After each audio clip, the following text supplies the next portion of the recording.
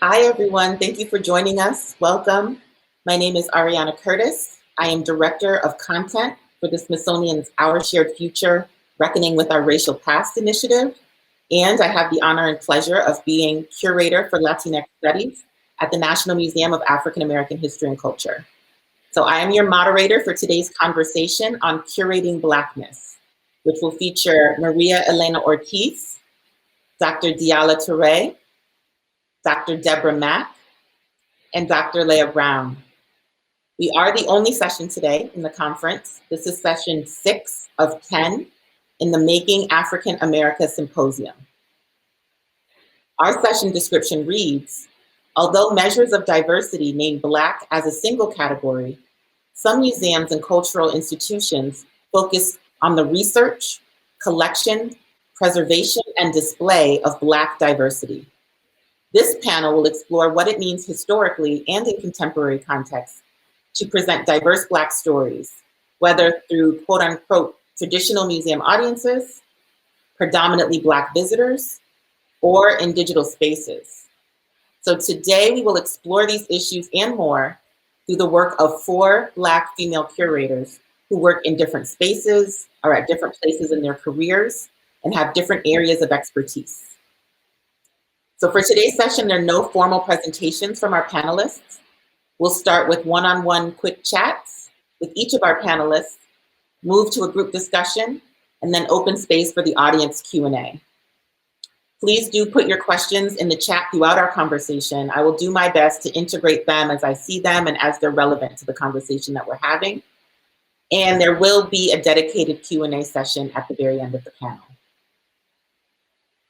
So the first curator that I'm bringing to the virtual stage is María Elena Ortiz. María Elena Ortiz is Associate Curator at the Perez Art Museum Miami and has collaborated with institutions such as Langston Arts, New Langston Arts, Teoretica, the Museum of Craft and Folk Art, and the Tate Modern. She has a master's in curatorial practice from the California College of Arts and is a 2014 recipient of the Colección Patricia Phelps de Cisneros, an Independent Curators International Travel Award for Central America and the Caribbean. Welcome. Thank you. So nice to be here, Ariana. Thank you. With such a wonderful panel. And I'm excited to, at least share virtual space. So we've just had a few misses in terms of in-person conference participation. With the conference at PAM, the government was shut down and I couldn't attend. And now with the pandemic, we're not at the National Museum of African American History and Culture, but it still is a pleasure to share space with you. Likewise. Thank you. So just to orient people, I know that you will speak about Latinidad and about Afro-Latinidad, but the Perez Art Museum Miami is not a museum specifically of Latin American or Latinx art, as some people might assume from the name. So can you just start off by giving us a little bit more context about the museum where you work and then your curatorial role within that space? Definitely. So I work in Miami at the Perez Art Museum Miami. In Miami, for those of you who have not been here or have been here, have noticed how the place is, right? The city is a city that is a majority minority city. And what I mean by that is that the majority of the people are, this quote unquote minorities. So for example, there's about like 60% that are Latin, another 20 that are Black, and that, I was gonna say African American, but they're really Black because it's a very diverse group of people. And then the rest are what we're considering white, right? So basically the majority of the people are different, they're not from the kind of white culture, right? So what that has created is also that those different communities have access to power and has really gone up, in terms of the rank. So for example, our government officials, a lot of them are of Latin descent, and that's very normal. And you see it, you probably see it as our, congressmen and so on. So it is a city in which different people who are often considered minority in other cities are actually very active in politics and the finance and in all parts of the city engagement and so on. It's also a very young city. So, and what I mean by that is that really, even though Miami, I think, was founded like almost 100 years ago, this is like the first kind of museum for the people which was founded originally in the late 70s, early 1980s. So in like cities like New York or where you are in DC, that you have this very important historic institutions, we actually started collecting in the 90s, which was at the height of identity politics. So we very much from the beginning of our collection started knowing and really thinking about not only the artists that were at the moment gaining a lot of recognition, but also our audiences, which were in itself very, very diverse. You know, before I came to PAM, I was working in Mexico City, and before that, I actually lived in different cities of the U.S., San Francisco, Houston, and Boston. So I already knew kind of the dynamics of how my body moves around the state depending on where you are. And when I was in Miami, it was the first time where suddenly speaking in Spanish was a thing that people do, and they don't kind of frown upon you if you do it. And I remember the first time I came here to Miami, I took the metro system and I was lost and I couldn't find my way.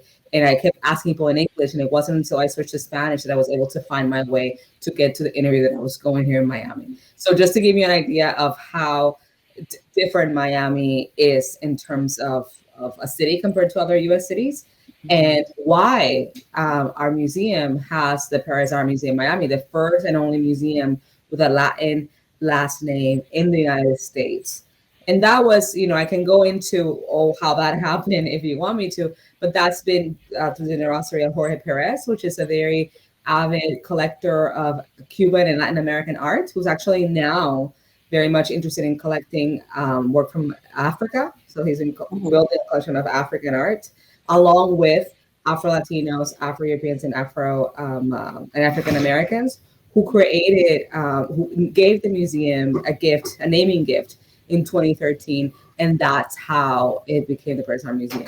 It wasn't as smooth as I'm telling you, because there was a lot of hesitation, probably partly because of the name, and also because Miami, unlike other cities, is also a place where before the museums were they at today, the places that got the most attention in terms of art representation was actually private collections. Right. So I think that, you know, there's also that dynamic there that make it very, very unique. Yeah, I mean, just thinking about the different spaces that you've occupied, and you know, you've talked about your own body traveling through these spaces. I think you and I vibe a lot, you know, and I've talked a lot about being Black women curating Blackness in Latinx spaces, right? So what has that looked like, or what has that meant for you? What has that meant, you know, talking about the diversity of the city of Miami? What has that meant for the audiences that you serve to curate Blackness, to curate Afro-Latinidad within these Latin American, Latinx, Caribbean spaces? Well, like I was saying earlier, you know, given the demographics of Miami, I've always considered myself part of the majority. I am Black, I'm Latina, so I kind of check the boxes that put me on top, and I take that as a moment of proudness and power. But I've also know that I'm in the U.S. and not only, you know, we're all fighting for or thriving for creating more representation for Black bodies in this country, but also in Latin America and the Caribbean, you know, especially Spanish-speaking Caribbean. There's a lot of work to be done in terms of representation of Blackness in, you know, from those spaces. So my approach has always been taking that moment of power to then create connections and inclusivity, because as we know, there's been migration of Black bodies all over, migration and enslavement, right? All over America, the continent. So there's a lot of questions that can be there. So for example, one of my first shows at PAM was this exhibition by an artist called Frile Baez, and she's half Dominican, half Haitian. And she was born in Dominican Republic, lived here in Miami, then went to New York. And she very much got a lot of inspiration by African American narratives. So part of my job was to build that context for her, to not only show her the different cultural strands that create her whole cosmos, right?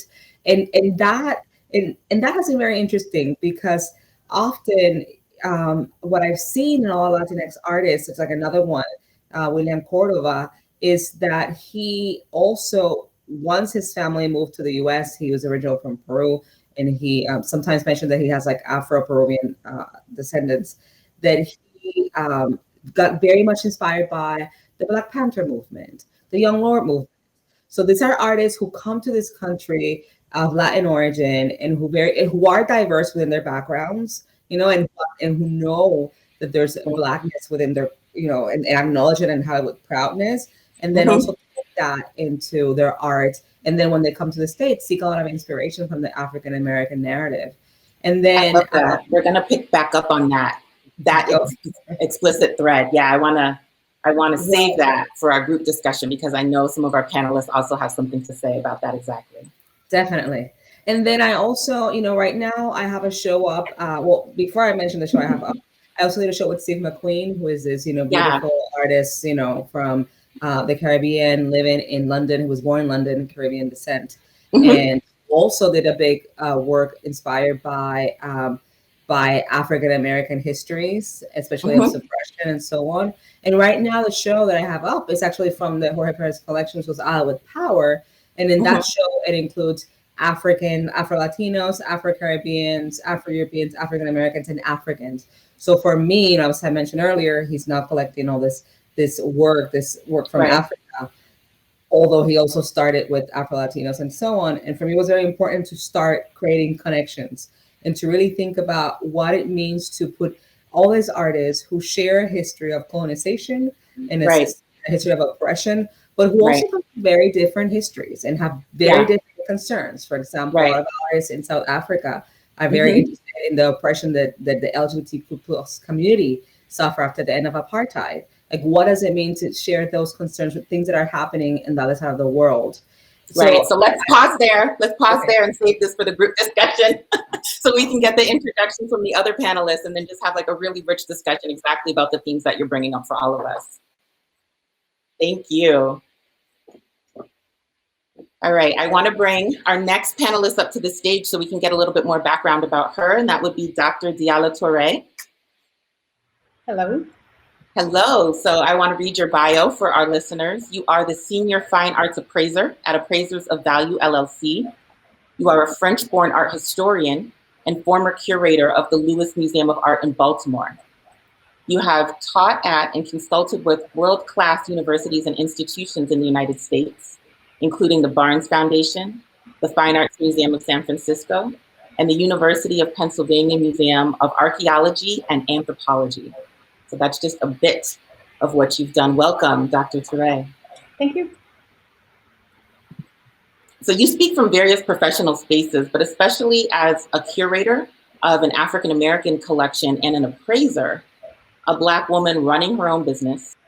In our previous conversations, and something that our keynote, Carol Boyce Davies, referenced, and you talked about too, is this idea of double diaspora. Yeah. You also talked about being born into this, right, with the work that your father did, which is rare for a Black woman. So could you just tell us a little bit more about the lived experiences that you bring to your professional spaces? Sure. Well, thank you so much for having me. It's a pleasure to be here. So I'd like to thank the Smithsonian, the Center of Global Migration Stories, Casey Edwards, and all of you for inviting me today. So yes, I am part of the double diaspora, and I am also a third culture kid, what we call TCK. And basically, what it is that I am part of the second migration of within the African diaspora. So this makes me, someone with a double part of the double diaspora.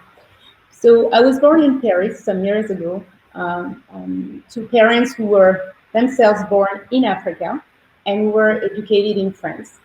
I was born in Paris. I was educated in Paris. I lived in Italy for a year, and then I moved to the United States some years later. So I am a real transplant. Do I have any attachments to cultures? Where like French culture and also Guinean, since it's my parents' country of origin. Yes, absolutely. So that's the definition of the double diaspora. And yeah.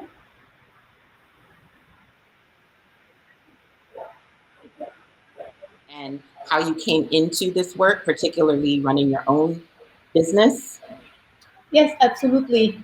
In fact, So I was a scholar for some years. I also worked in different museums. So as you mentioned, um, you know, first actually in San Francisco, in Minneapolis, uh, in uh, um, uh, in Philadelphia, and I had multiple experiences. Several people came to me and asked me each time, oh, it's great what you're doing, it's superb. Can you tell me how much my collection is worth? So I didn't have any training for that, but I had these multiple demands each time. Can you do that for me? As a curator, so I curated the James Lewis Museum of Art in Baltimore for several years, and this museum is at Morgan State University. And when I had these constant requests, I couldn't do it because I was a curator, and there was definitely a conflict of interest. Nevertheless, I was interested, so I started exploring this field. I had a phenomenal membership. I had a phenomenal mentorship. In fact, my mentor was Miss Dinner, and she opened a lot of doors for me. And she showed me some things that I didn't think possible. And so I got into this field. I got a training for that. I received a certificate from the American Society of Appraisers, and I started in the field several years ago. And then after that, so I opened my own business, and I started actually, after I opened my own business, I started developing some experience with different, traveling, because this is what you do also. You start traveling, and you acquire a little by little a clientele, and it's very good for someone like me because you can associate research. So personal, I really like to have contacts with the patrons, and also and establish a business for yourself. So it has been a very good and very I would say, successful transition. I love that. So we're going to get back to, in our group conversation, talk about what it means to have a Black female appraiser of Black art. Right? This is a very rarefied strata. Right. We can count Black female appraisers can be counted on the fingers of probably one hand. We are very few, actually. We are very few, but it's a very interesting field, and this is something that we can discuss a little more for down the line. Yeah, I'm looking forward to it. So hold tight, and we will come back to this point as well. Right. Next, I would like to introduce Dr. Debra L Mack, who is the Associate Director for Strategic Partnerships at the National Museum of African American History and Culture, Smithsonian Institution. Since March 2020, she is concurrently serving as Interim Director of the National Museum of African Arts, Smithsonian Institution. Since 2012 at NMAC, which is our acronym for the National Museum of African American History and Culture. Since 2012, she is responsible for overall planning, management, and coordination of professional partnership programs and international activities, including strategic alliances that promote organizational capacity building, sustainability, professional development, and institutional best practices. So welcome, Dr. Mack, to our virtual stage. I'm delighted to be here too. This is a great panel, and it's a great conference. So I'm very excited that you agreed to be on this panel. For full disclosure for our audience, you've been a mentor to me. We met on a very relevant project to this conference in 2013 called Being and Belonging, exploring the 21st century complexities of representing the African diaspora. But I think particularly for this panel, you especially are able to approach this topic of curating Blackness through various angles. So you've worked independently, you've worked for institutions, you've worked globally, you've worked domestically, you've curated collections, exhibitions, partnerships, audiences. So I know more will come out in the larger conversation, but can you talk a little bit about the work that you do at the museum and how the Office of Strategic Partnerships approaches their work and why it was important for you to articulate it in the way that you did for an African American museum? I think that because the the creation of the museum itself took such a long time. I mean, it was 100 years. Had this museum opened 20, 30 years ago, it would have been probably narrower and more conventionally African American in its focus. But the realities of the desegregation of US immigration means that we are in our third generation of African nationals, et cetera, people from all over the globe who are fully embraced in this. And I believe that the visioning of the museum, and this is perhaps where longitudinally there's an advantage to age, because I was part of the development of the museum and from the early conceptualization, and before the museum opened, there were very intentional discussions about what it would do and what it would not do, about who we served, about how we would be part of the Smithsonian, but also distinctive from the Smithsonian, and what we wanted to move forward in standard museum practice and what we did not. And much of that was very clear. There was a lot of consensus discussion. And I think that being able to build in those values and those ethics into the creation of the museum and into really operations, staffing, position descriptions made a huge difference. And so that, in a sense, the way the museum is also a reflection of the long-term African-American ethic. I believe one of the advantages the museum had is that we are another example of a very long history of independent Black institution building. We are part of the Smithsonian, but there were models around the values, the ethics, the culture, the practice that were historically African-American and in those diverse formats that we intentionally brought into the creation of the museum. In addition, the enabling legislation for the museum mandates that MAA, in a sense, raises the field.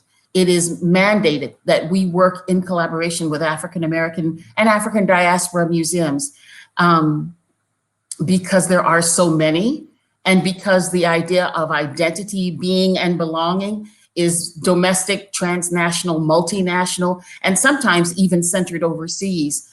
We really work at an organizational level. We also work very hard to have all of these organizations work with each other because we are stronger when we work together. That's much of what has motivated the creation of the work we do and the ways in which we do that work, even the ethics of how we approach the work. So our memoranda of understanding, for instance, are very clear about parity and equity. It's not just what benefits the museum. It is about what benefits the field. Yeah, and I think it's so important that you've been able to build a platform, and so one of the things that with the Smithsonian Institution that I hope we come back to is what it means to work in a Black space within a predominantly white institution, right? And the opportunities that we have to model work differently for the field writ large, African American museums, diaspora museums, but also our sister museums within our own institution. So we will return to that point as we introduce our final panelist, last and certainly not least, Dr. Aleia Brown, who serves as the Assistant Director of the African American History, Culture, and Digital Humanities Initiative, where she co-directs the Restorative Justice Project and leads research, teaching, and programmatic initiatives. She holds a PhD in Public History from Middle Tennessee University. Her research and publicly engaged work explores Black women's material and digital culture created to advance Black freedom struggles. She is the co-curator of the traveling exhibition Ubuntu, Life Legacies of Love and Action. She is the co-founder and organizer of 2 digital humanities projects, hashtag Black Twitter Storian, so that's BLK for anyone who's looking that up, and hashtag Museums Respond to Ferguson. So welcome, Dr. Brown. Thank you. I am so delighted and honored to be here with many of the Black women curators who I've respected and admired. So thank you for creating this space and time for us. We're so excited to have you. So I was first introduced to your work through the hashtag Museums Respond to Ferguson, which I thought was brilliant. But for those who are new, Can you talk a little bit about the genesis and the impact of that work, particularly it not being in a museum space and the direct connection that you had to audiences? Sure. First, I always like to start by giving honor to the young organizers who were on the ground in Ferguson. So much of this work and inspiration is owed to them who were organizing, as I said, on the ground and also online after Darren Wilson killed Michael Brown. So my co-conspirator, Adrian Russell, and I were moved by their energy, their demands, their portrayal of Black life, their capaciousness for Black life, and their refusal to leave justice in unfinished projects. At the same time, we were also working inside museums, and it was very clear to us that these museums were part of a hegemonic system. So we were also experiencing racism, pay inequality, and so forth, like many others within the institution. So we wanted to use this project, which started in 2015 as a Twitter chat, to challenge folks to think about and to see the power and responsibility in telling stories, which is part of what museums, especially history and culture museums, do. And from that chat, the project grew to an installation that was featured during the Smithsonian APAC Culture Lab on intersectionality, also at the Documenting the Now convening and the Museum Computer Network. Another point that I like to emphasize about the Museums Respond to Ferguson project is that although we chose the name Ferguson, we acknowledge that the project isn't bound by space or time. And by that, I mean that we acknowledge that Ferguson was not the first or only time where Black communities were over-policed, over-surveillance, and divested from. And on the opposite side, Ferguson was not the only time that Black communities came together and fought back against those systems and who fought for their own liberation. Finally, I think the impact is evident in what the ecosystem of museums look like now. So we've seen many different types of projects pop up, like Museum Worker Speaks, which specifically looked at the intersection of labor and race. We also see a lot of museum unions on the rise. There are projects like LaTanya Autry's Museums Are Not Neutral, and then also projects outside of museums like Decolonize This Place. And I think all of those projects have definitely challenged how we think about our work. They've also encouraged us to come together and build power together. And I think we've seen that especially this past year where there's been a lot of mutual aid. And I think that has also encouraged us to look at Black museums who have been doing the work for the longest. So I really look forward to talking about this more with you all and sharing more. Before we get into the larger conversation, can you just tell us, for people who may not be used to the phrase, but I think it's something particularly in quarantine, as you referenced, what is digital humanities? What does that mean?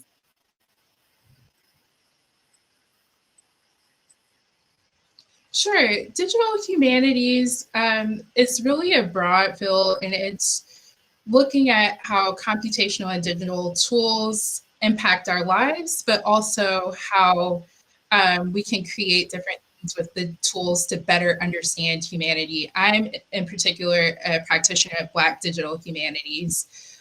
So I'm looking at experimental interface design to help us see the richness in Black life.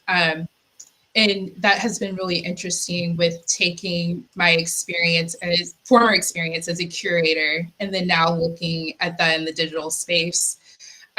During quarantine, we've seen museums with means rush to put virtual version or their exhibitions in virtual environments.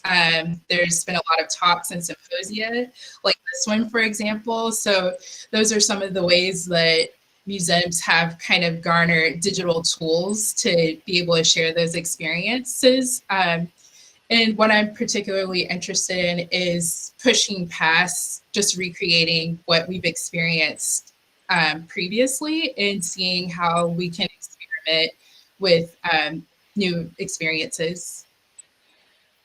Excellent, thank you. I just didn't want that phrase to float out without people understanding what we meant. So as we all come together onto the virtual sofa, the first question I wanted to throw out to all of you is really just a reflection, right? Because we were supposed to meet last year. This conference was scheduled for April 2020. And there are a lot of things gained and a lot of things lost by meeting in a virtual space, you know, as opposed to in person. But it's been a very heavy year, to be an understatement. It's been a heavy year for Black people, for cultural institutions, for communities, for individuals. Is there anything that you've learned or experienced in the past year that's influenced how you curate Blackness? You know, what does it mean for you to be a Black curator today? And Ms. Ortiz, I'd love to start with you. Thank you. You know, it's interesting from my standpoint. I work in an art museum, and as some of you that are really into the arts may know, that like Black art has been, especially African American art, has been on the rise for and really hot on the market, specifically in the last 5 years. And a lot of people were talking about saying, well, this is the end of that wave or the end of that trend, right?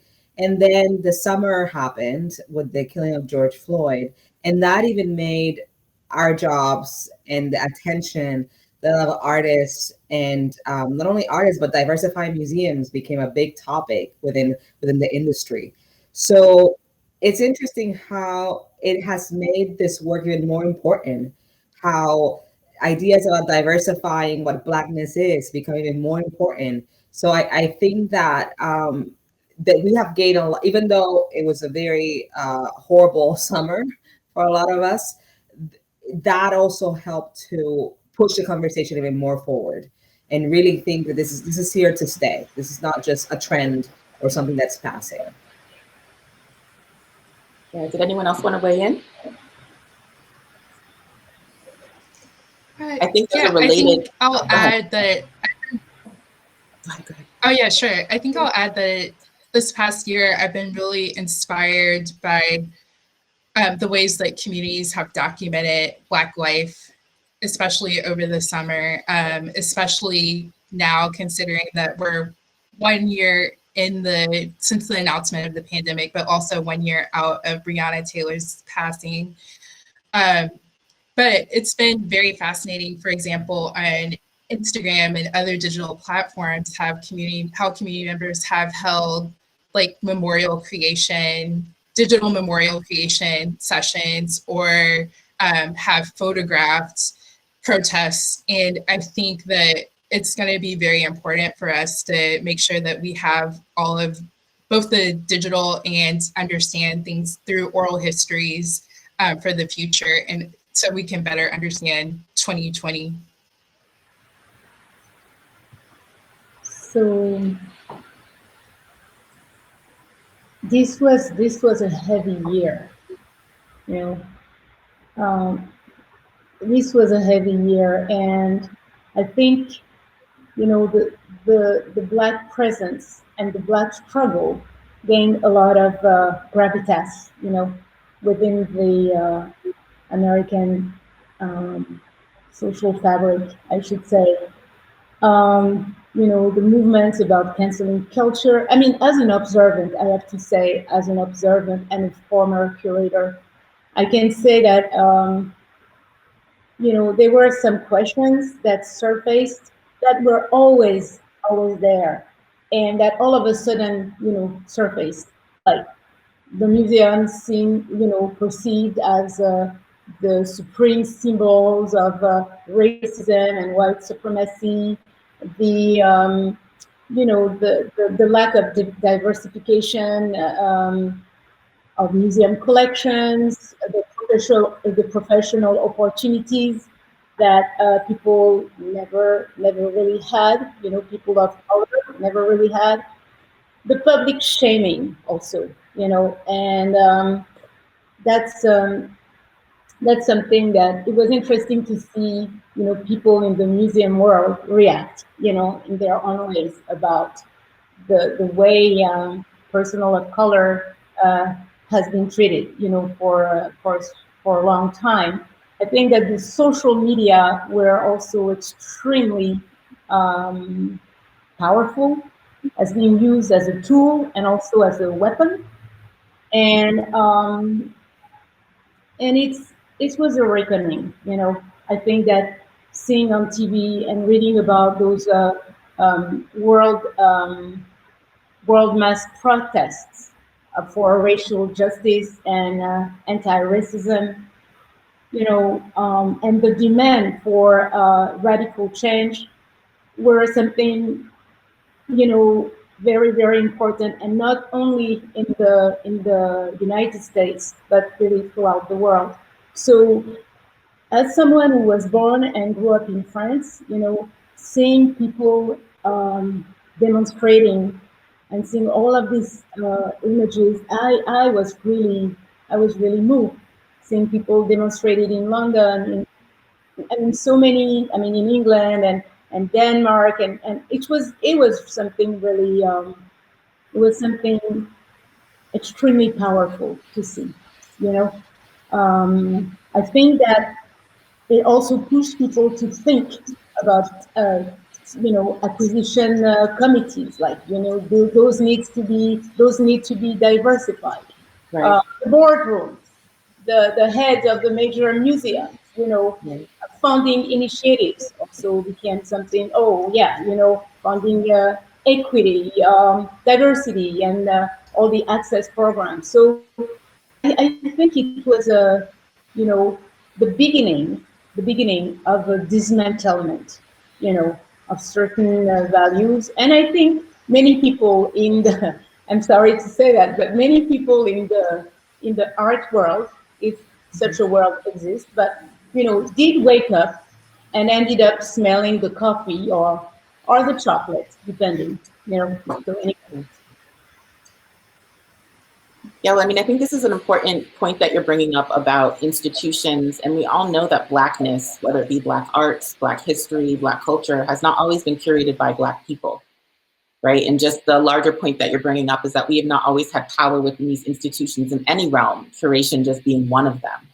So let's just speak honestly about that, but from your perspective. So how do Black curators, or how do you specifically, so you don't have to speak for all Black curators, how are you changing how Black history and culture and art is framed? How are you changing the spaces that we occupy? How are you changing how our history, culture, art is valued?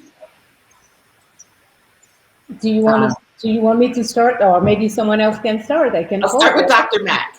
Okay. Bring you into this conversation. And my position is perhaps a little different, only because this is not the first time I've seen this. Anyone of my age, this is the third, possibly the fourth round of this kind of aha that has gone on since the 1960s, and of course predated me. Were it not for the methodologies, the writing, the thinking, and the action from the Black arts movement from the 1960s, the Black studies movement, the Black museum movement that began, we do have models for this.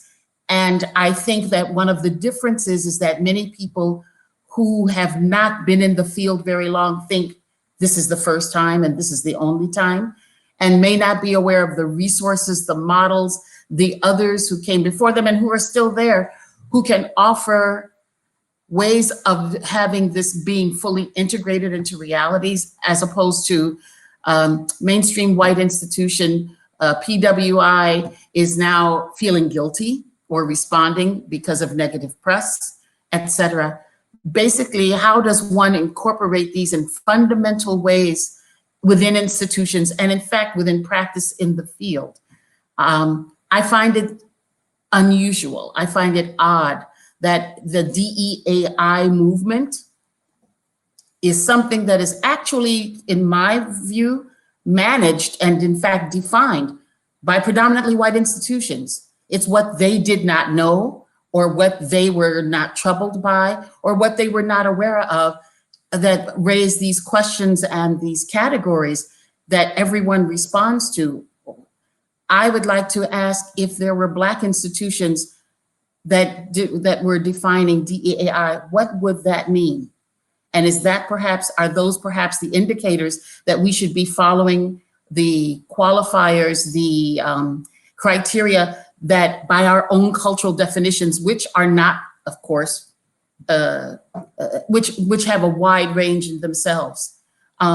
What would it look like if it was being defined out of Black cultural norms and Black cultural values, as opposed to being in response to a field that is driven very heavily by affluent economies, first world economies, if I can use that phrase.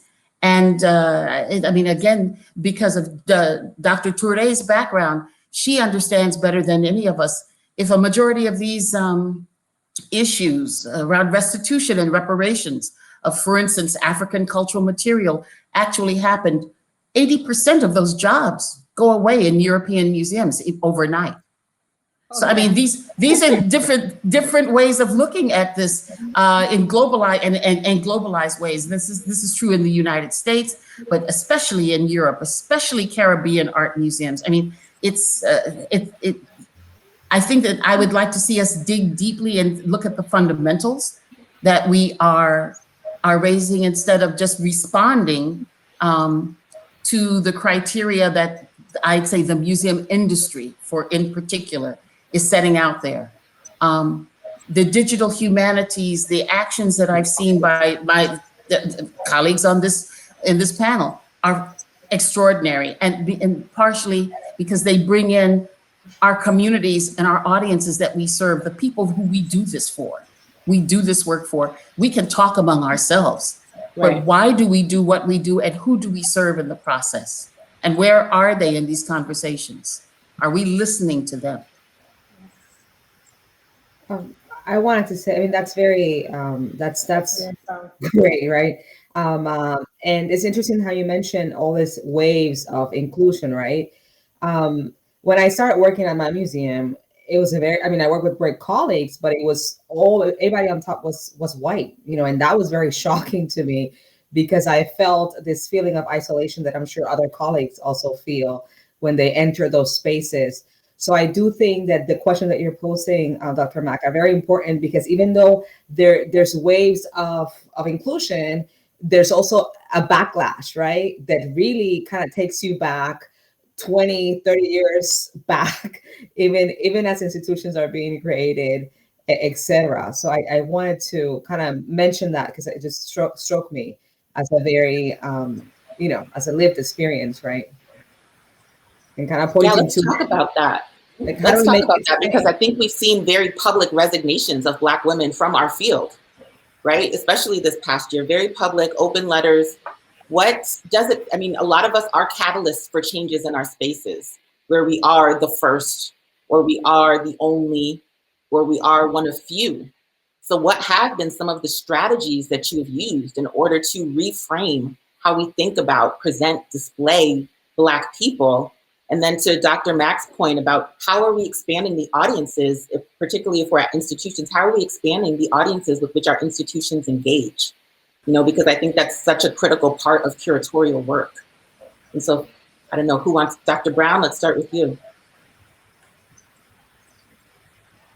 Sure, I think so much of what you all have already said really resonates with me, especially Dr. Mack, your points about how we are not experiencing anything new. By that particularly, I mean this reckoning with racial violence and racism and anti-Blackness, and then like this new movement of reading groups and diversity and inclusion initiatives. This is certainly what I like to call like a part of a loop that keeps going almost every decade. So I just wanted to say that really resonated with me. And also, I think thinking about who we engage in our audiences, I have to say over and over again, we have to engage Black organizers. We have to engage Black truth tellers. And that's the message that is often left out what I find that when we talk about Blackness, when we talk about Black experiences, the message that Black folks have always been fighting for their freedom, and what that has looked like in museums. For example, when I teach museum studies, is that folks aren't aware that the Hampton Museum was founded during what historians call the nadir of race relations. So if you can imagine what it took to found an institution during a time in the United States where Black people were getting lynched, they were facing property destruction, but yet and still these Black women, mostly curators and archivists, were coming together, and they were still determined that as part of understanding who they were in this country and who their and what freedom looked like, they wanted to have a museum.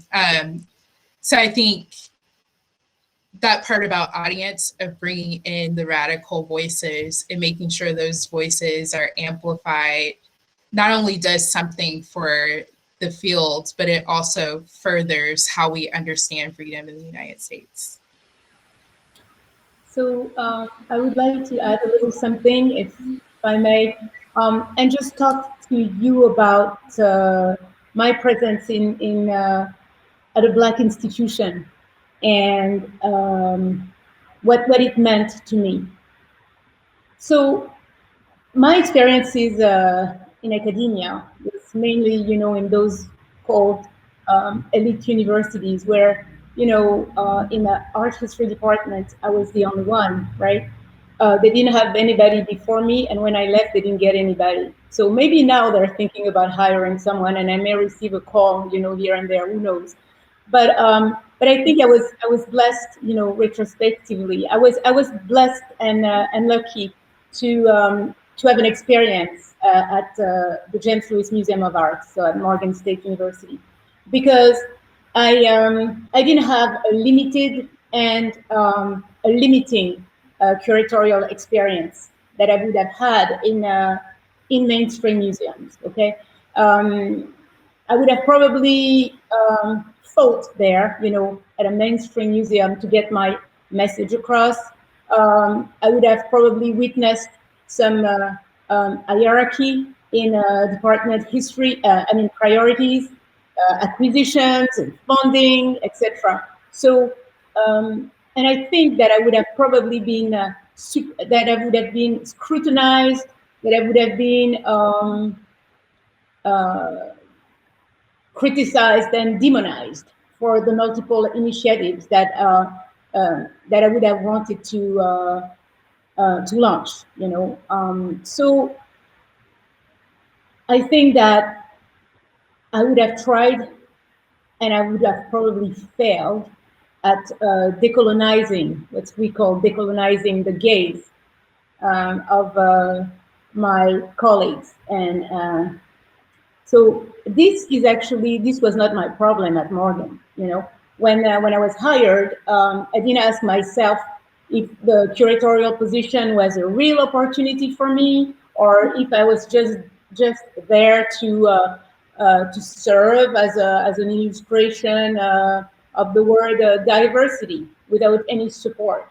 I know that I would have probably not been able to evolve in a cultural sphere where melanin deficiency would rule, and where I would have had to worry about racial prejudice and interracial tensions. So I had other issues, though, but I think that working at an HBCU, and people, it's not like a lot of unfortunately, the choices are not the first choices for many young curators. But I think it has been a very, very good experience, an eye opener, and because I wanted to be in an institution where Black lives matter, where history mattered, where I could normalize some stories about cultural productions of people who look like me, and where I would have pride. I wouldn't have to justify myself about the type of stories, about the type of narratives that I was interested in, and so decency. Also, the decency was something very, very important, and this is something that I had. So I didn't have to look, over my shoulder, basically. And this is something that we don't have in white institutions. We always have to be on our guards. We have, without being but that's the reality. And I don't think it's going to change overnight, for the new generation of curators, Black curators, in those kinds of institutions. But definitely, a lot of people are super resentful, so things are not going to change overnight. It's a lot of we're moving something, we're like, and this is not something that happened in a spontaneous way, It's not that. So people are being forced, people are being, they are being checked, they have to explain themselves. I said that, but I meant this. And so, the hypocrisy is surfacing in such a way that it's really, it's an interesting moment in history, So sorry, I'm a little, I'm long, but what I want to say is that it's to be continued. Let's put it like this, So. I do think that there is, exactly to your point, that there is a greater, it feels like that this is a moment of greater public accountability for institutions and for the work that institutions do. To integrate a few of the comments that we're getting from the chat, I just was hoping that everyone could talk a little bit more about the terminology that we're using and kind of bringing in Dr. Mack's point from our introductory conversation about what is a quote unquote conventional African American narrative. What do we mean when we're talking about Black people, Black spaces? Does that include Afro-Latinx? Does it automatically include that? Does that automatically include Black immigrant narratives? So if you could each talk a little bit about how Black diversity is showing itself in the work that you do in very intentional ways, if you can articulate some of that for our audience. Ms. Ortiz, I would love to start with you. For me, yes, it includes Afro-Latinos, Afro-Europeans, Afro-Caribbeans, everybody that really has an experience of Blackness. I think that, and that's the challenge for our community, I believe. And that's where I think we can also make a lot of headway to really start diversifying and really looking at our history in a more expansive way, because Black immigrants, along with have been in this country for longer than we think. I mean, now they're more prevalent with people like Schomburg, who was a great Puerto Rican, a Black Puerto Rican who created a whole dialogue in terms of Blackness in this country, So I do think for me, and I do think it's very important, and that's why if you see my exhibitions and so on, it's there's a need to include that, and not only because we're in the U.S., but also because the U.S., in my opinion, really leads the racial discourse in the world when it comes to Blackness. So we have a very unique opportunity to really expand on that. And it's interesting how, in a lot of ways, the UX exported an idea of racism, and I can give an example of what I mean. What I mean is that, for example, as I mentioned earlier, I'm from Puerto Rico. In the 1900s, my great-grandfather in the census, once Puerto Rico became a colony of the United States, he qualified himself as mulatto, as a mixed race.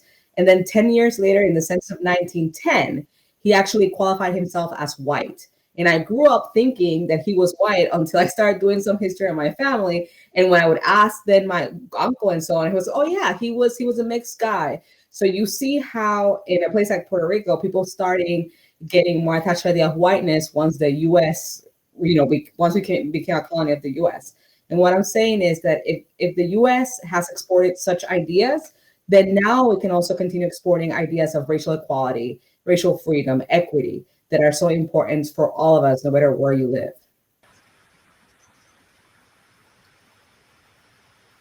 Does anyone else? Go ahead, I just please. wanted to say these are really important points. The U.S., I guess the closest equivalent for us is South Africa. We have been historically probably the closest to a formally apartheid nation. But the influence of building that and dismantling that is absolutely there. One of the characteristics, however, of our division of strategic partnerships is that we understand there's no monolithic Blackness, and that there are groups of people to whom we relate, who relate to us in similar but also in different ways. So as we do work in Senegal, or as we do work in Barbados, as we do work in Argentina, we are all trained to listen, and to listen deeply. We do a lot of listening, because the United States, as this imperial power, and African American scholarship that is exported as part of that power, often confines people or defines people and defines communities in the ways to which we are accustomed. Our historical experience is a rather unique one. And it's when you work, I mean, if I were in Senegal and my entire world is Black, what does Blackness mean? But I can relate to it through colonial experience, neo-colonial experience, and color coding, et cetera. And so there are similarities, but there are also differences. And I think in the US, we are probably the least culturally articulate in what those differences may mean, what those similarities may mean, but also in learning how to listen, to pick up difference that honors other people's perspectives on who they are. Because this is in the 21st century, you no longer find young people, in fact, you no longer find people under the age of 40 who define themselves as either this or that. They are this and that, and something more, and a fourth thing. That's who we all are. And we really need to become more articulate, more professional, more accomplished in embracing all of that, to really expand our definitions of, I would say, Blackness. It doesn't all have to fall into a neat US model. And as you said before, the US itself, its own history is not that at all, whatsoever. The work that we do in the Caribbean, part of what we support is multilinguality. So everything that we do is in English and Spanish and French and Dutch, for instance. Do we really need to have those who have had some of the least access on an equal footing? And one of the advantages of the digital is that it has leveled the playing field in many ways in terms of accessibility in multiple directions. I'd like to push back on that just a little bit, because I think this idea that we can't be, or that we understand people as more than one thing, is not necessarily true, and a reason why we want to have this conversation at all, right? And so I can speak from a personal experience that saying I'm Black and Latina is somehow confusing for people. And then to say that I'm African American and Black Latina at the same time can be confusing for people, right? And even just talking about, when we're talking about immigration, the fact that Black immigrants, that Black migration, that Black people as itinerants, right, are just completely erased. And so I just love for us to talk a little bit more about how that shows itself in our work. How is it that we're still, at this point, reaffirming this just fundamental diversity of Blackness and understanding Black people in the way that we understand human people in general? That's for everybody. To your right? point, Dr. Curtis, to your point, I often think about when teaching US history, somehow students don't understand Malcolm X's Caribbean lineage. So it's actually a huge discussion point that his mother, Louise Langdon Little, is from Grenada.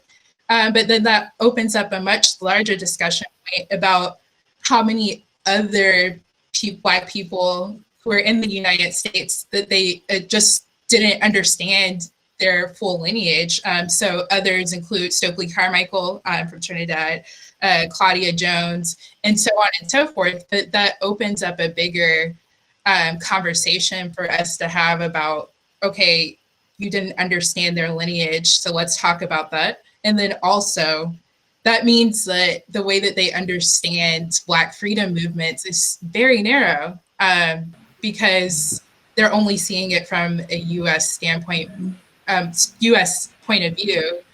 Whereas we know that Black freedom movements were definitely influenced by the Caribbean and had undertones of African freedom struggles and decolonization struggles. So that opens up just a whole new universe in understanding Black experiences when people realize like everything didn't center and happen here.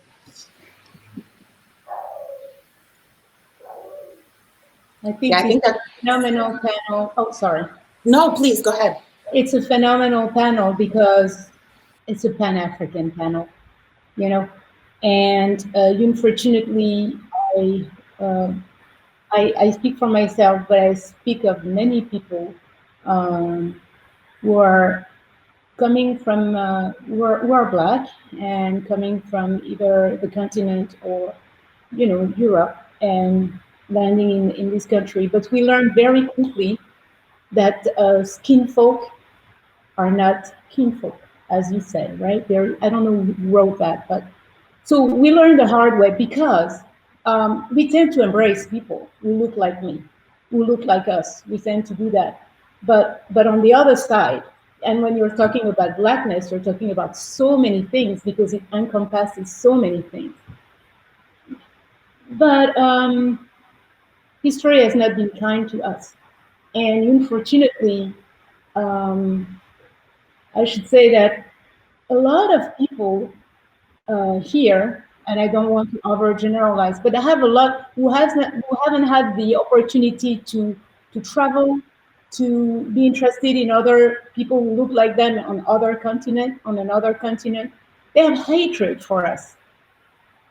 They have hatred, whether we are, you know, and I hate saying that, you know, Afro-French, Afro-European, Afro this, Afro that, but we're not, you know, there is, for some reason, there is an impasse, and that's, you know, that's major. So when you talk about Blackness, you really want to be super inclusive, but it's hard to be, I have to say, because we have different experiences. We don't have, you know, this kind of monolithic experience, and we're all Black and we're all coming together. No, it's not like this, unfortunately. Absolutely.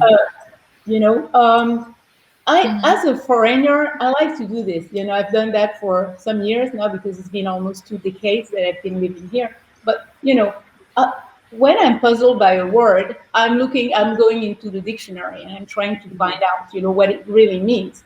So the first time I read about the title of your panel, you know, I laughed because I say, how could you do? I mean, you know, like, okay, let's go and look in different dictionaries and see what do they really mean. So I went into French dictionaries, you know, American. There are 3 main dictionaries in France. Larousse, Littré, Robert. There are some other ones too.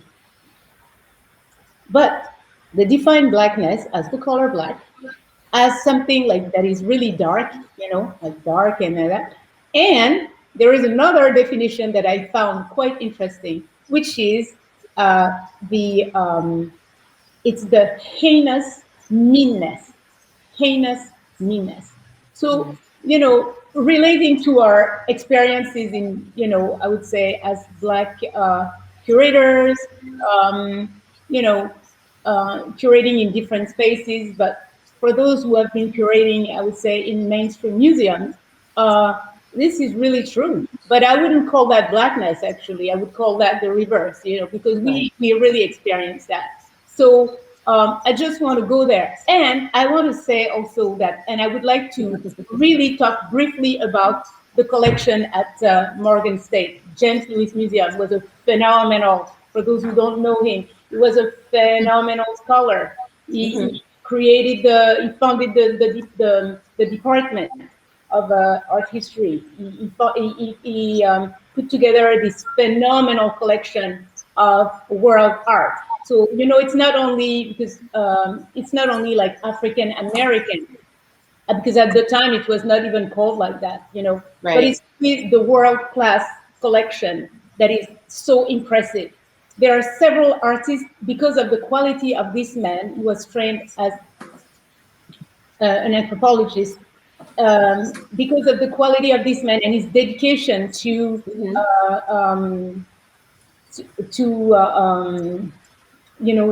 didactic function of museums, of art galleries.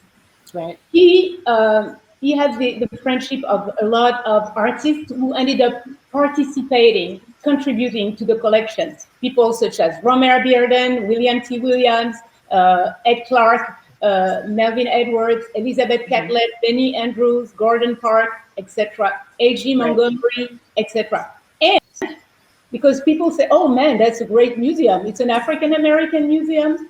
Well, it's a world-class museum because there are some other artists. So when I was a curator and I was welcoming some people who had no clue about what we had, I told them, yeah, we have that, but yeah, wait a minute. We have Robert Duncanson, we have Tanner, we have William H. Johnson, and we have some other artists, but I wouldn't call them minor, but we have artists such as Constable, Modigliani, Picasso, Albers, etc., etc. But my real pride was that it was a world-class museum with a great African art collection and African American art collection, along with everything else. So, which is an important feature of African Americanness. But there are over 5,000 works of art. This is a phenomenal museum, and people in Baltimore don't know, But in Baltimore, it's not only this museum. There is the phenomenal Blacks and Whites Museum, etc., etc., etc. So there is I really, really believe in the didactic function of a museum, and HBCU art collections are phenomenal. Hampton, Fisk, Tuskegee, Clark, Atlanta University, and so on and so forth. So they are really great repositories of culture. Right, and so just the point that we need to value all institutions, right? And also, the broader point that you're bringing up is that African American, quote unquote, African American institutions, quote unquote, African American art is not just one thing. That we understand the global creation of African Americanness, the global display of African Americanness, African Americans' connections to the world, right? Getting out of this political United States and thinking more broadly, and so I think the definitions of Blackness don't necessarily correspond with what we are curating when we're talking about curating Blackness. I do want to move, as we're starting to transition into the Q&A, I would like to raise to the whole panel a question from Kinshasa Holman Conroe. And I think this gets to a few points that have been made by various panelists. You can all kind of come at it how you see fit. But the critical question is, who do we serve? And what is necessary to build capacity to do so, right? And where do you find support for that?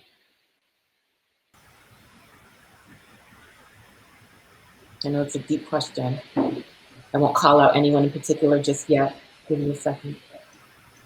Well, I'll say from the perspective of the museum I work at right now, we serve the people, right? We serve everybody, like our audiences here in Miami. We, from the beginning, there was this a little bit of hesitation, for example, the name, that it's a Latin name, and the people would just assume that it's a Latin American or a Latinx space. And something that was built in this question about how do we find support, that was built from the museum, when the museum reopened in 2013, was what is now called the Fund of Black Art, that was originally the Fund of African American Art. And that was funded initially by a foundation here, the Knight Foundation, and also Jorge Perez, who gave $500,000 each of them to start this fund. And then board members, African American board members, started creating this ambassadors group, in which was working with the fund to really start galvanizing the community and really create something that was not only just money that was being put into the initiative, but just a real community engagement. And that's been extremely successful. And this year we changed it to Black Art to be in tune with the times, right? And through that fund, we acquire artworks for the museum collection. And in 2015, when our current director, Franklin Sermons, came into the museum, one thing that he did very intelligently is that he turned that fund into an endowment. That meant that for us, the curators, we might not be able to buy, we would have to work with the, with the interest to buy artwork. But what that also does is that it allows for this fund to be there in perpetuity, so that when we're not there, which there's gonna be a time that I'm not there, or the director is not there, or even the ambassador for some reason, that is not there, that fund is still there for the purpose of purchasing Black art. So I just want to give that example as a potential for other models. No, I think that's so important because, we can talk about emotional support and we can talk about intellectual support, but financial support is what keeps our doors open, what keeps our collections growing, which keeps us employed, frankly, and allows us to serve. I would love, Dr. Brown, if you're interested, to also, field this question, because it made me think about when you were talking about bringing organizers into the mix, right? And so thinking a little bit more broadly about who is our museum audience. So as you're working to do that, what is necessary to build the capacity for that?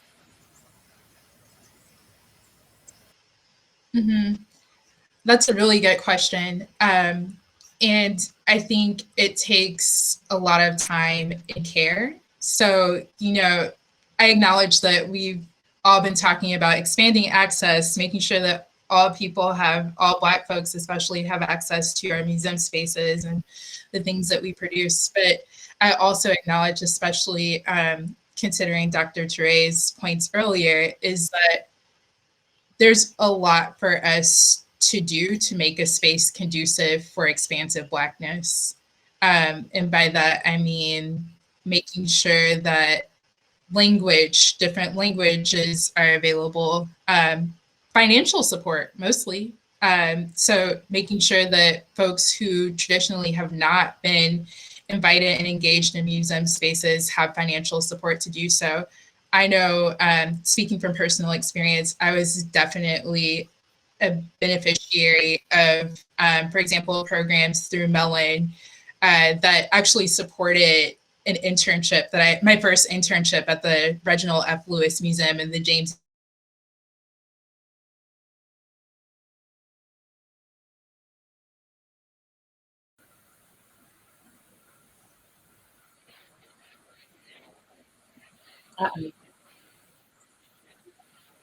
Sorry, two of our panelists are having a few technical issues. Hopefully we can get them back. But we do have more questions. So hopefully we can get them back and follow up. But we do have a question for you, Dr. Mack, specifically. So the National Museum of African American History and Culture works with African diaspora museums and organizations. Can you share a little bit more about that?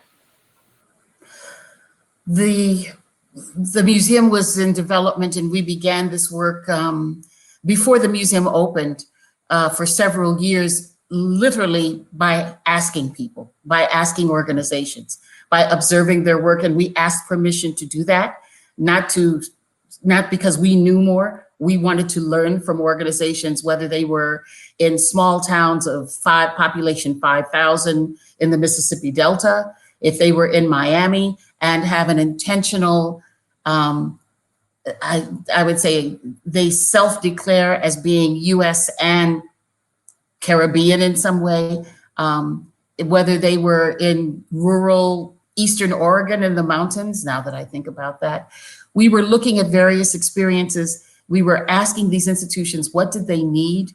Who did they serve? What could we possibly do to really strengthen and enhance their ability to do so? And what advantages did they see in coming into partnership and discussion with other institutions that might strengthen them? This is really what has informed our strategy of what we do. There is an item that's in the Namak collections. It is the organizing flag of one of the women's clubs from Oklahoma, and I believe from 1924. And their motto was, "Lifting as we climb."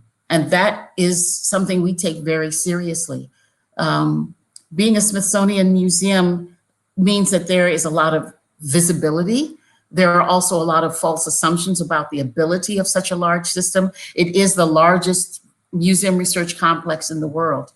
But we were very fortunate to have any number of practitioners, academics, journalists, creatives, and just people who had lived through the multiple generations of this experience, who really shared their insights, shared their lessons, shared and really helped us define our priorities. It would, as a Smithsonian Museum and as one of the newest, actually at this point, still the newest one that came to being with great publicity, we are asked to do a lot of different things, and we have learned the power of no.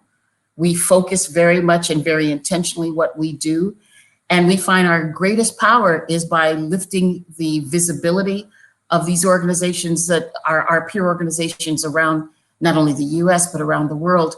By lifting their visibility, by partnering with them, by showcasing them, it strengthens their ability to get immediate attention, to get more and better funders. When you have a national lens on you, the local foundation down the street sees you differently. And so there's a lot of truly superb work going on. And one of the things that has been really, I think, one of the things that we are very grateful for is to see the organizational values, to see African American, African Caribbean cultural values infused in the institution building. That is something that is probably not known to the larger museum field. We were actually shocked to find out how many of our colleagues had no idea how many Black museums there were, even just in the US, and their histories and their depth and their diversity. So in a sense, we try to be a lens and to broadcast excellence where we see it. We also try to work collaboratively and collectively to raise all boats at the same time. That one of the things that has always stuck with me is we talk about the Smithsonian as a convener. I think it was something that Lonnie said once, that the Smithsonian is also a validator. And so it's not necessarily that these communities need the validation of the Smithsonian, but we understand that that name is currency. And so exactly to your point about raising all boats, that a Smithsonian institution lens, a Smithsonian institution partnership, a Smithsonian institution platform can really help all of us, not just the museums where we work. And so I appreciate that about you. We do have Dr. Brown back. Welcome back.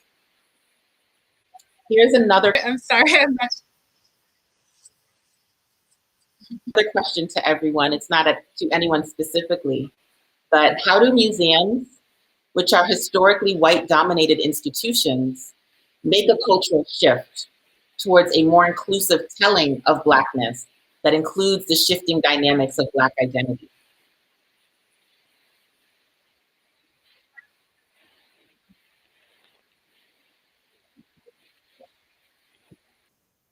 We have to start top down.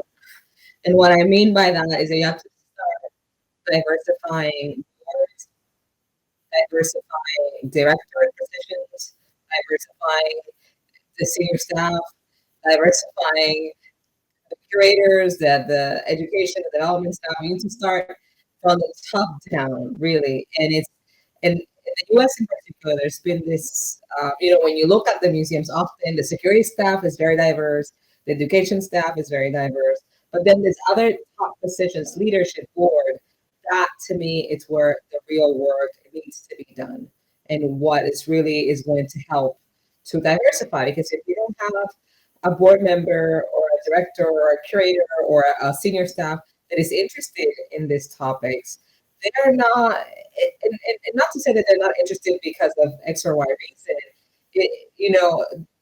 they might not fight for it the same way that somebody that's very much personally invested does. So I do think that it's important. It's very important to do that, because ultimately, even when you think about hiring process, people often hire people that they know. So if you want to diversify, you need to then have on the top, you need to have people that are on those positions to then include other voices into that narrative. Yeah, I absolutely agree with that. I mean, we can talk about representation and representation mattering, but if that's not accompanied by access to power, access to money, access to decision-making, where are we in these representations? So I just want to concur, echo, co-sign with everything that you just said. Dr. Brown, did you want to weigh in on that, or did you want me to go to another question? You know, I have a trouble often with the framework of diversity, equity, and inclusion for so many reasons, but one of them being that it's often framed as a one-time thing, in what we know has to happen to actually realize structural change is that it can't just be about bringing in one Black curator or one Black board member and trickling them at a time, but it really means shifting a whole outlook and understanding, and that has to keep happening every day. It's a daily commitment. Right. So it's not just like, oh, we made it through this training, we made it through this anti-racist training, we hired here, we did that. These are daily commitments. And so also echoing what my colleague just said earlier, but just reemphasizing that they're everyday commitments if we want to see a more just environment in museums. Absolutely. Dr. Touré, are you there? I'm not exactly sure if you can hear us or if we can hear you. I can't hear you. I don't think so. Okay, another question from our audience. How should museums reframe our understandings of Blackness, including the complex encounters and histories between African Americans and Black immigrants? And that is a question not directed to anyone in particular. So whoever wants to take that on. I believe that many that many people think of sort of an historical African American. You know, you're connected to the pre-Civil War, et cetera. It's United States as defined at that time. It's English speaking, et cetera. But that simply is not accurate. And then the idea of immigration or immigrants is an ongoing. That's a natural process that has, how can I put it? When I think of the residents of St. Augustine, Florida, who have now celebrated 450 years in that city, coming originally from a number of places, including Bahamas, as immigrants, do I think of, the incredible West Indian communities that are among the multiple communities of Harlem, of New York City, that go back several hundred years that we know of. These are ongoing waves, and it's part of human nature. It's part of the nature of humankind and migration. It has sped up tremendously because of changes in technology, but this is an ongoing issue. I think we would have to talk about the new African American immigrant communities that have settled in West Africa, in Ghana, in Nigeria, in Senegal. And we're talking thousands upon thousands of people who are purchasing property, who have enrolled in their children in schools, who are changing languages, who are taking out citizenship. What does that look like, in terms of that reversal? I think one of the things that I'm also very conscious of is that in the United States, we think of this as early comers and late comers kind of scenario. And one of the things that is true about the African American sort of centeredness in this is that we have 500 years. I mean, we do have 500 years of being engaged in this quest, I'll call it, in what is now the United States. When you're talking Europe, you're talking of people who are really right now in the second generation. Maybe their parents were the first large-scale immigrants in the 1940s, 50s, 60s, perhaps. That it's very different to begin to construct these narratives when you are a small number of people and there's such a short time span. So I think that we have to be careful not to confuse apples with oranges in these discussions as well. Yeah, absolutely. I do think everyone might be here. And so we are wrapping up. I just want to make sure that we end on a high note. because we're not together, we're not going to be able to get that collective energy and those high fives and hugs that you get after the panel. We're all just going to go back I don't have to any our separate background spaces, you know, but I do think that it feels like this field is opening to more of us, or in a way to claim our own agency, that more of us are choosing this field. And so as we think about the students, the emerging professionals who are listening to us right now, if we are the first and the onlys, it doesn't feel like it's going to be that way forever, that there are more of us coming. So everyone, in 30 seconds or less, just tell me something joyful that you get from your job as a Black curator. We'll start with you, Ms. Ortiz. I think just being part of a conversation that's shaping like cultural discourse. And I know it sounds kind of wordy, but for me, even right now, I had a very intense conversation about race with my sisters last weekend with the whole Meghan Markle debacle. And then I find myself here, and I feel like it's just very here in a place that I'm talking to a lot of people, sharing my experience, my knowledge, and seeing how even if there are things that we have grappled with and have issues with and want to change, at least I think all of us from our standpoint are doing something to make that better. And for example, you know, as I mentioned earlier, when I started working at PAM, I felt like the only one, but now in hindsight, I was able to be part of so many great initiatives that really transformed the institution. So I'm so glad that I was able to persevere over that. So that brings me joy, that ability to kind of reflect on the great work that we're all doing and the changes that we're making.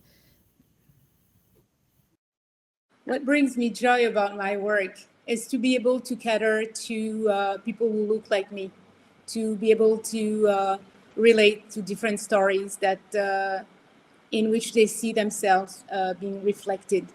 It's to be able to inform people, to educate people, to entertain people, and to create a community with a great interest in art, in different narratives, and yeah, and it's a phenomenal way to relate to other people who look like me. So it gives me great joy to be able to be some kind of a griot and serve as a vessel for some information that touch us all, that is about creative spirit, African diasporic creative spirit and genius. Oh, there's so much that brings me joy. I mean, I think I always talk about how the love of Black folks really centers my praxis as a curator and a researcher, but I'll speak as a digital humanist for right now. And what is bringing me joy is experimentation. So thinking about all of the work that I did for my dissertation and exhibitions, but now I get to experiment in application design and seeing, as I was talking about earlier, what might Black women's textiles paired with oral histories look like in a digital app versus, you know, seeing only 2 dimensions in real life in a gallery. So that's what I'm really excited about. Excellent, I love it. Dr. Mack, 30 seconds or less, what's bringing you joy? I think that it's an incredible privilege to be surrounded by so many different people who are embracing this concept. And many of them are African American, and equally as many are not, and they embrace the concept. And it's wonderful to work in an institution where everyone is pulling in the same direction, and that these issues that we've been talking about today are first and foremost in everyone's minds. They are the basis. They're the basis of the conversations that we have, and we remind each other of that on a daily basis in really constructive and positive ways. And I don't think that Dr. Touré is with us, but something that brings me joy is being able to bring people together who ordinarily would not have been able to sit in a virtual space and have this conversation. So I'm sorry to have to be the person to wrap up this conversation. I would like to thank all of our panelists for their wisdom, their candor, the gems that they have bestowed upon us today. So I'm giving a virtual warm applause to Dr. Debra Mack, María Elena Ortiz, Dr. Aleia Brown, and Dr. Diala Touré. So I will just admit that I fangirl on social media all the time. And so if anyone out there in the audience would like that opportunity, the social media information for our panelists whose accounts are public is in the chat. Please feel free to use it. So unfortunately, this conversation has ended, but the Making African America Symposium has not. It continues Friday, March 19th. Session 7 is Mediating Blackness, a Journalist Roundtable. And Session 8 is Movement of a People, Framing Black Migration on Film. So you definitely don't want to miss either one of those. There are 4 more sessions next week, so please check the full symposium schedule for more information and for the registration links. So thank you again to our esteemed panelists for being here with us. Thank you to all of you out there in the audience, and we look forward to seeing you back next week.